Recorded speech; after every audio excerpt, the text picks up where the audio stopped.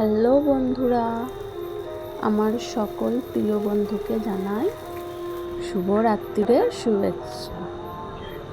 তো বন্ধুরা দেখো, আমি এটা কি বানাচ্ছি বলো তো? তোমরা নিশ্চয়ই জানো যে এটা কি বানানো হচ্ছে, তাও আমি তোমাদের কাছে জিজ্ঞাসা করছি।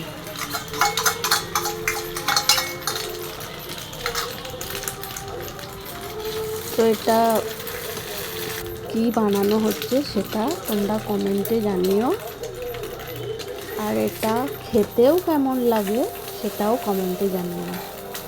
আমার তো খুব ভালো লাগে, তোমাদের কেমন লাগে সেটা আমাকে জানিও।